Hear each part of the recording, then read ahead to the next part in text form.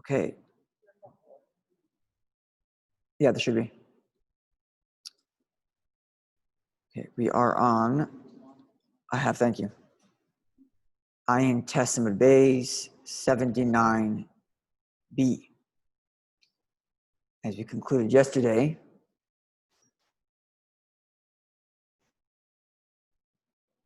today we're going to look at, wait for, yeah.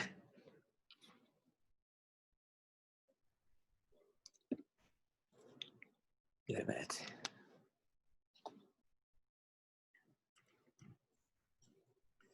Okay, so as I mentioned yesterday, we're going to today look at the halachic opinion with regard to the minimum size for culpability for eating on Yom Kippur. Yesterday we began with the opinion that we went on to discuss the opinion which stated that the Kaiseves Hagasa, the big date, the Gemara identifies as the volume of eating, which will make one liable on Yom Kippur. So yesterday we identified that size as being a little bit larger than the size of a beitza, size of an egg.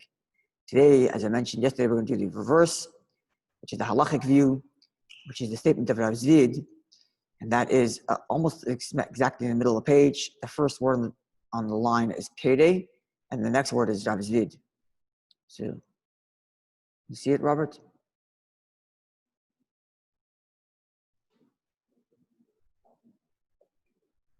Yeah, you see it? Okay, Rabbi Zid says, Kaiseves Hagasa, the large date, Sha'amu, that we stated in the Mishnah as the minimum size for culpability for eating on Yom Kippur. Chaseda v'kabetza is a little bit smaller than the size of an egg. Okay, so what's his proof? And we're going to have to hold our heads for a little bit to follow this. So please bear with us. The Tanakh we've learned. Yesterday we compared to Sukkot, today we're going to compare to Pesach. So the Tanakh we've learned. Beis Shammai, the house of Shammai would say, Sa'or b'kazayis, Comets b'kaiseves. Let's explain what's going on here. On Pesach, there are two prohibitions with respect to Comets. Number one is the prohibition against eating Comets. The prohibition against eating Comets, because the Torah says don't eat, goes at the minimum size that constitutes a eating. The minimum size of something to constitute as eating is the size of an olive, kazayis. Once you've eaten the amount of an olive, that constitutes a eating. Anything less than that doesn't constitute an eating. Even though it's same thing as in Kippur, even though it's prohibited to eat on Pesach any chametz whatsoever, it's only held liable once they've eaten something substantial as an eating. And that only is if it reaches an size of an olive, right? Okay. Now, on Pesach, you have another prohibition. In addition to the prohibition against eating Pesach, chametz on Pesach, you also have the prohibition against owning chametz on Pesach. The literal term the Torah uses, it shall not be seen in your home. Bal yirah, bal yimotza, should not be seen and shall not be found in your home. It basically means ownership. You should not own it.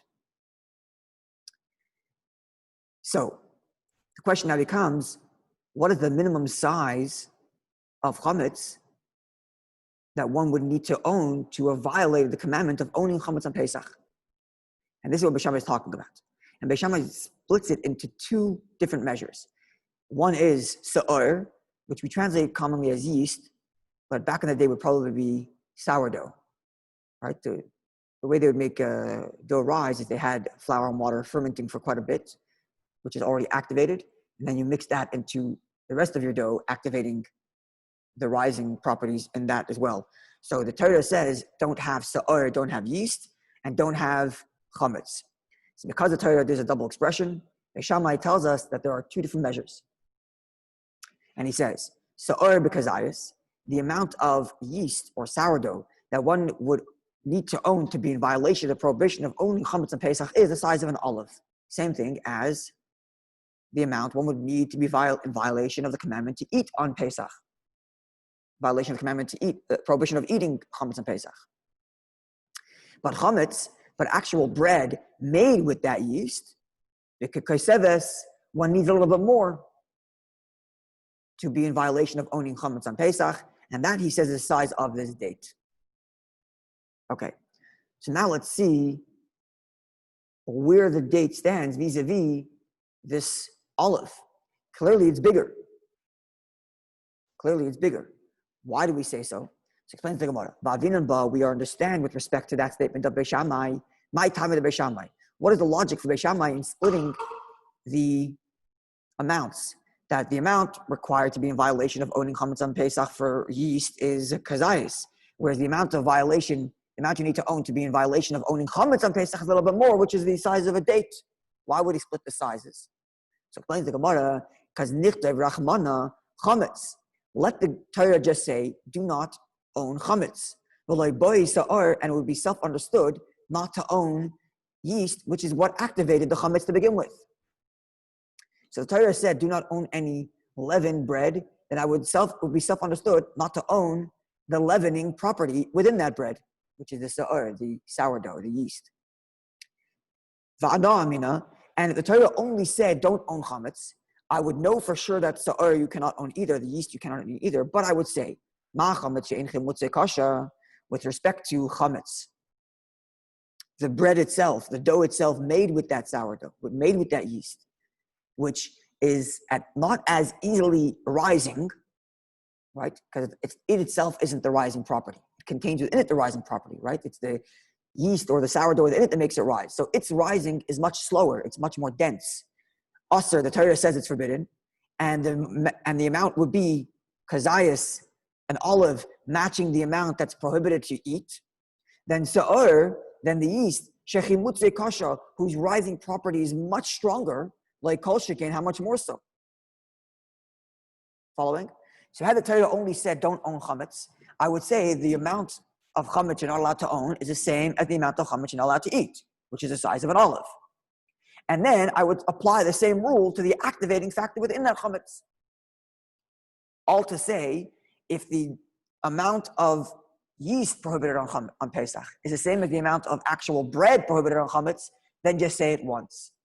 Why does the Torah have to say don't own chametz and don't own the yeast that made the chametz? Why say both?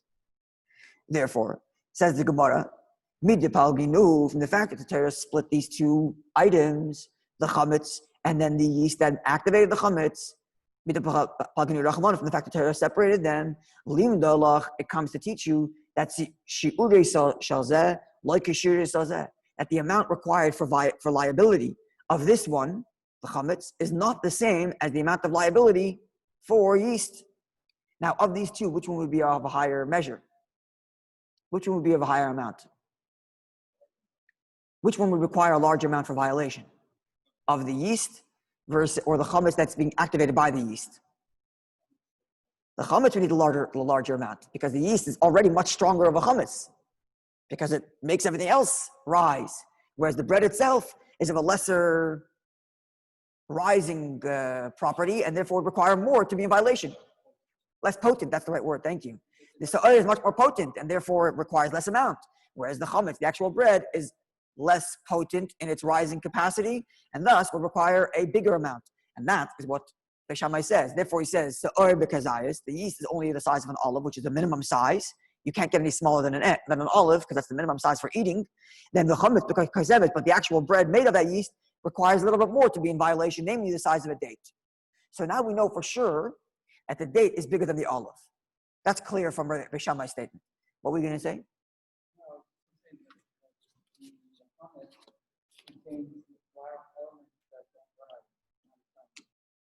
That's correct. The chametz itself, that's right. The bread itself has elements that do not rise. It needs the yeast in it to make it rise. So its potency in terms of rising is already is much more dulled down than the potency is diluted rather than the pure rising capacity of the yeast or the sourdough itself. So what we have so far is clear is the date is bigger than the olive. But now let's try to say where would the date stand now in comparison to the egg. Says the Gemara, if you're of the view that the size of the date, as Rabbi Yehuda told us yesterday, is larger than an egg, then Mechti, let's now apply this. Beis Shammai, what's Beis Shammai looking for? He's looking for the next measure that's just one step up from the olive. Because he has two measures from the Torah.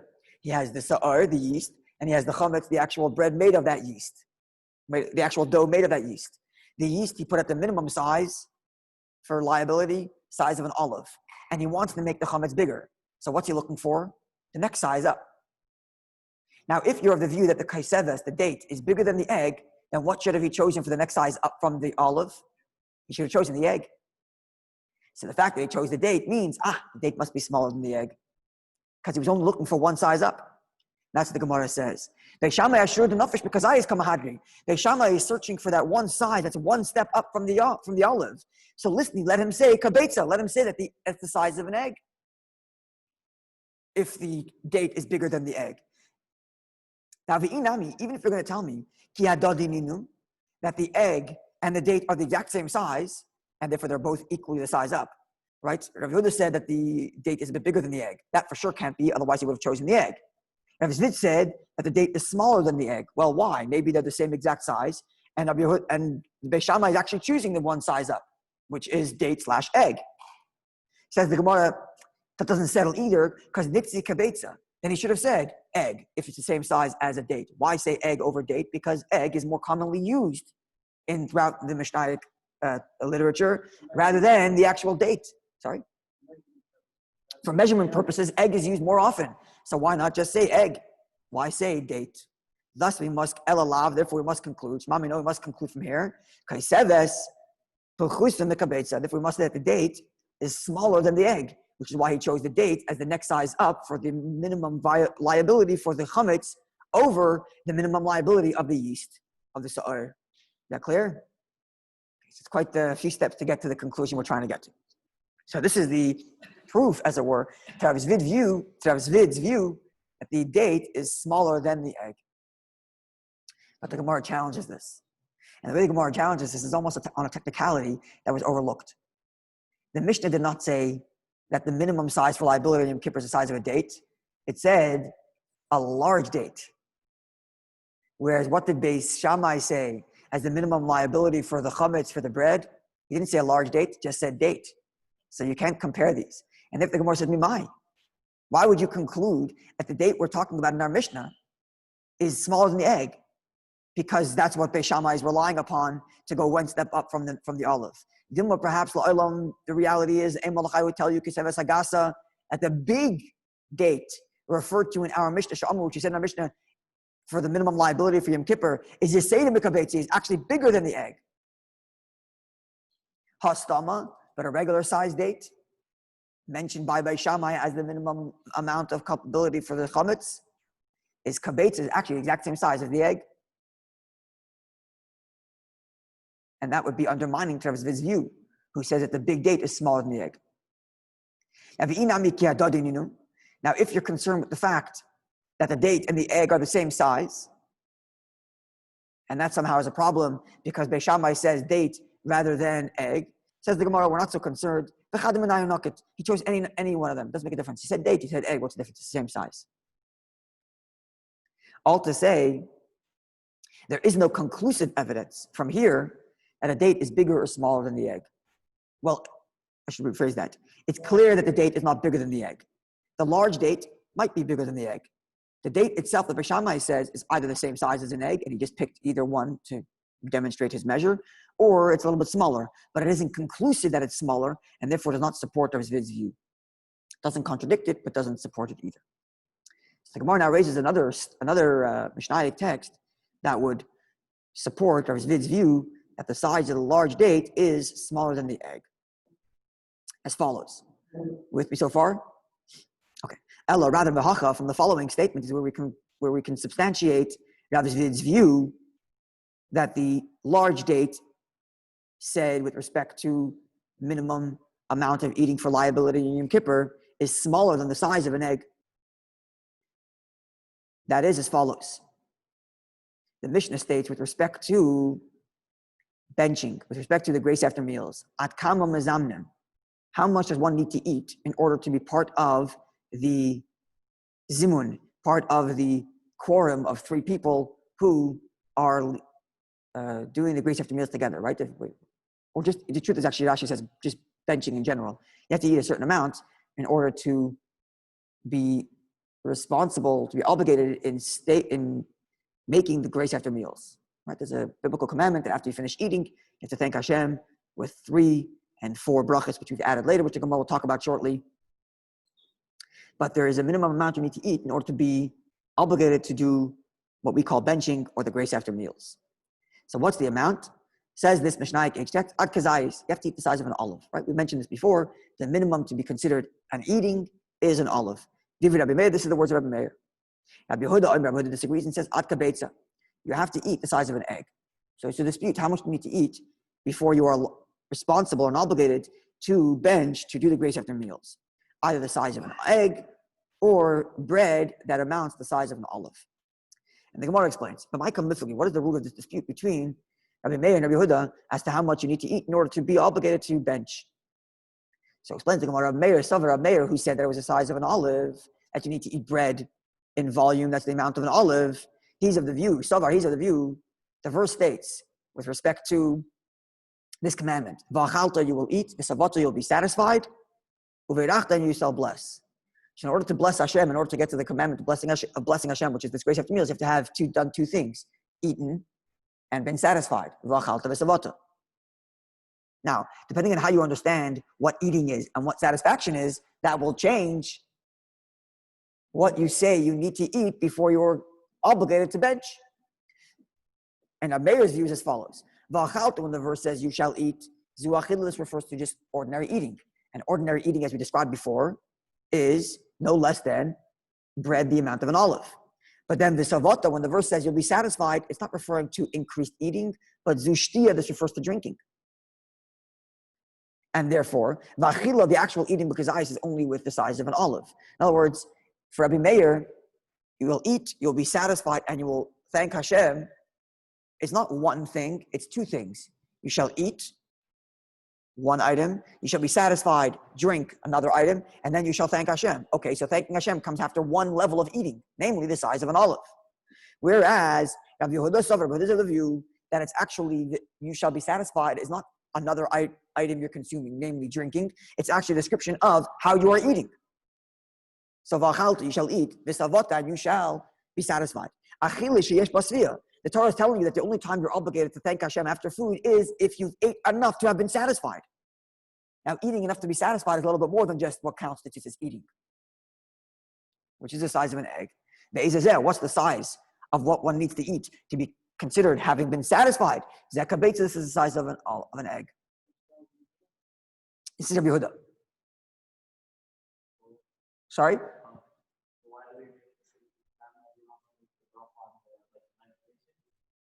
No, medication, you don't have to make a bracha on medication. That's right, because it's about eating that gives you satisfaction, it's just something we learned in brachas. Even if you're eating something that's unpleasant to you, like we talked about this medicinal oil mixed with other stuff that you don't make a bracha on because it's not satisfactory, it's medicinal. Even the little bit of water you take to gulp down that pill, you don't need to make a bracha on. You're not drinking the water for satisfaction, you're drinking the water for the pill. But if you decide you want to drink a full glass of water and happen to be taking the pill, then you have to make a blessing because now you're enjoying the water. So yes, you're right. That's the logic.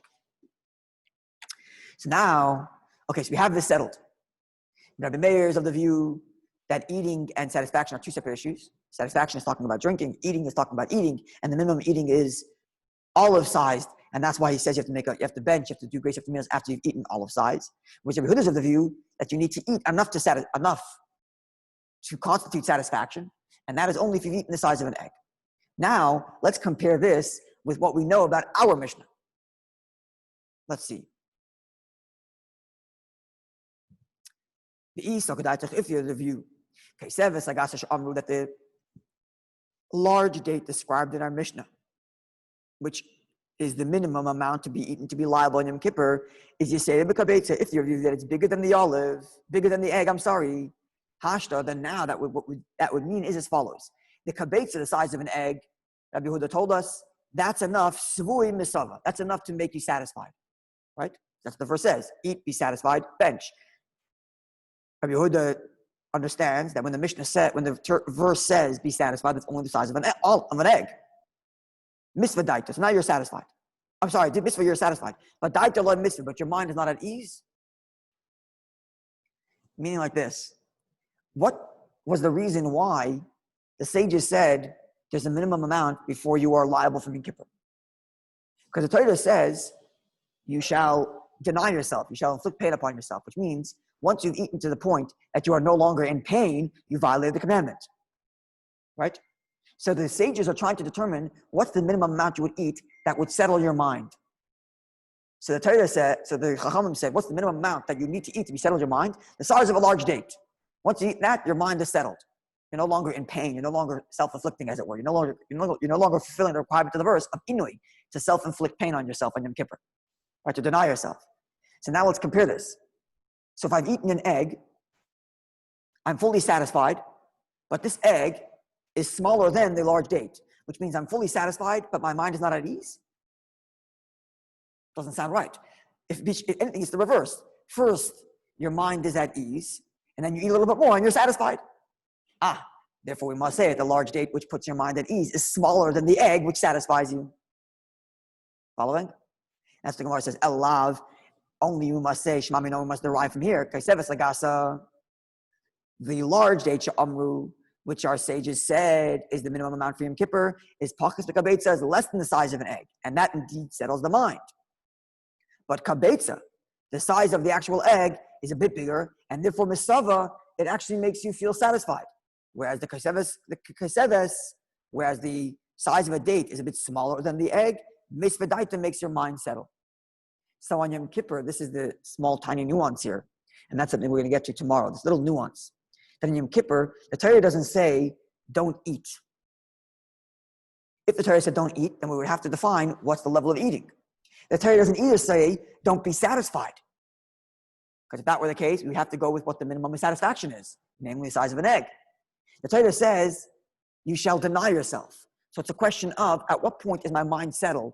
At what point have I eased the edge of my pain of not eating? And that is a little bit bigger than the minimum amount of eating and a little less than the amount of satisfaction. And if we've come to this large date, so the size of an olive is the minimum for technical eating. And if the Torah says don't eat, it's the size of an olive. The next up is the size of a large date, which is the amount required to settle your mind, take off the edge of pain of being hungry. And because the Torah says inflict pain upon yourself in Yom Kippur, that's the measure there. The moment you've eaten enough to take the edge off, you're in violation. And then you have a level up is the amount of satisfaction. And if when the Torah says eat, be satisfied, and then bench, then you have to eat enough to be satisfied, namely the size of an egg. Those are the three measures and the logic that follows them. And this is a very precise nuance and upon which we're going to elaborate, God willing, tomorrow.